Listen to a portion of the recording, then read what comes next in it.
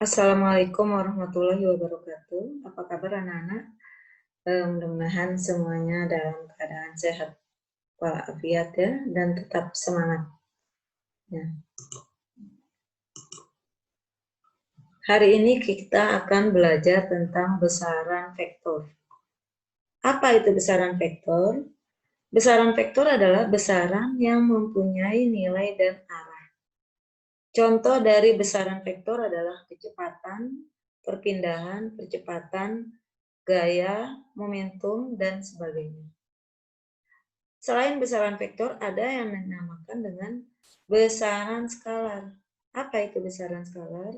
Besaran yang hanya mempunyai nilai saja.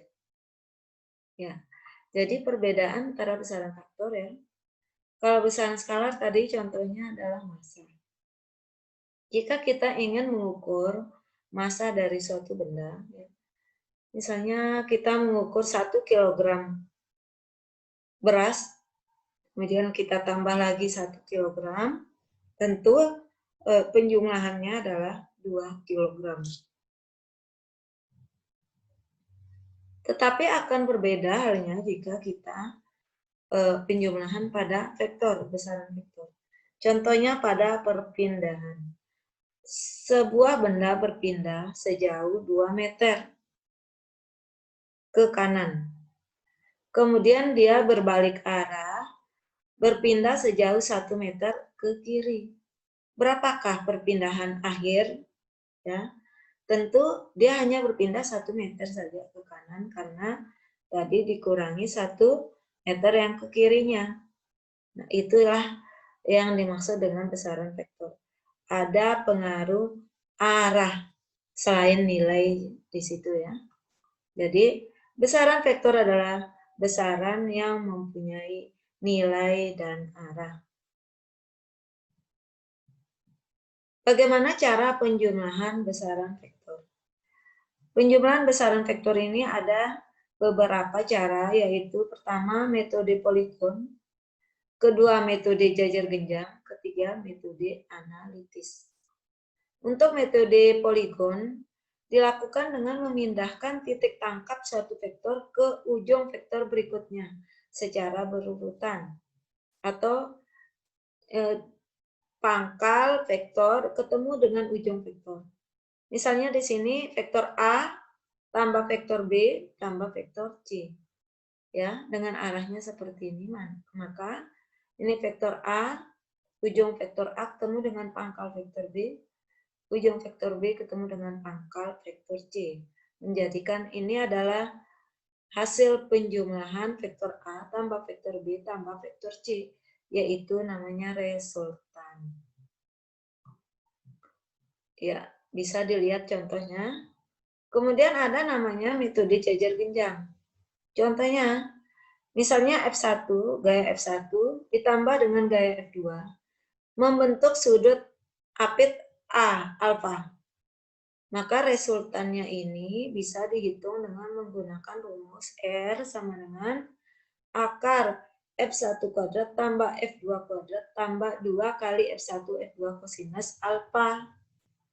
Nanti untuk menentukan arahnya, kita menggunakan rumus ini. Perhatikan gambar R per sin alfa. Ini R per sin alfa. F1 per sin beta. Ini F1 per sin beta. Maka sama dengan F2 per sin gamma. Ini menggunakan rumus ini untuk menentukan arahnya nanti ya. Ya. Catatan di sini bisa dilihat sendiri. Misalnya F1 dan F2 searah, maka tentu saja kosinusnya 0. Kosinus 0 itu adalah 1. Sehingga yang tersisa adalah R sama dengan F1 kuadrat tambah F2 kuadrat dan sebagainya. Ya, ini nanti untuk selisih vektor, maka di sini ada tanda minus. F1 min F2, R sama dengan akar F1 kuadrat tambah F2 kuadrat dikurang 2 F1 F2 kosinus alfa. Jadi contoh soal dari metode jajar genjang ya. Diketahui F1 dan F2 masing-masing 3 dan 4 Newton. Ini ditulis diketahuinya. Jika kedua vektor titik tangkap sama dan saling mengapit sebesar 60 derajat, ini alfa 60 derajat, berapakah resultan dari kedua vektor tersebut dan arahnya? Maka kita bisa menggunakan rumus tadi itu. Ini kita gambar F1-nya 3 Newton, F2-nya 4 Newton. Kemudian kita gambar garis putus-putus di sini, garis bantu. Membentuklah resultannya dengan sudut apit alfa. Ya. Maka kita bisa mencari R sama dengan akar F1 kuadrat tambah F2 kuadrat tambah 2 kali F1 F2 kosinus alfa. Kosinus alfa, alfanya tadi 60 derajat ya. Ini alfanya 60 derajat, maka kita tulis kosinus 60 derajat itu adalah setengah. Dari mana dapat setengah? Kita bisa melihat di tabel trigonometri. Nanti akan saya berikan tabelnya untuk sudut istimewa. Jadi di sini 3 kuadrat 9, 4 kuadrat 16, 2 kali 3 6, kali 4 24, kosinus 60 tadi setengah, 24 dibagi 2, atau 24 kali setengah, itu adalah 12. Akar dari 37 itu adalah 6,08 atau dibulatkan 6,1 Newton.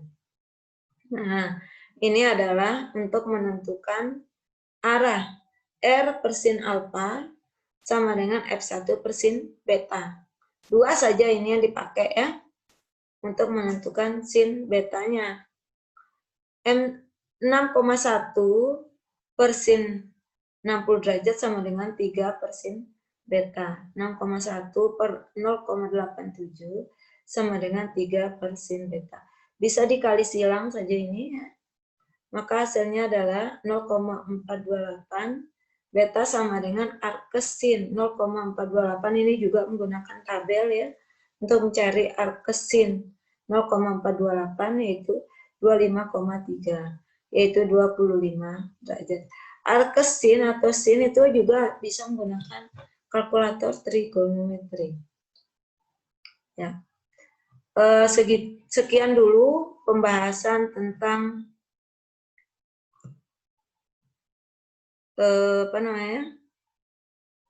penjumlahan vektor dengan menggunakan metode jajar genjang dan metode poligon. Selanjutnya nanti ada video tentang penjumlahan dengan metode analitis.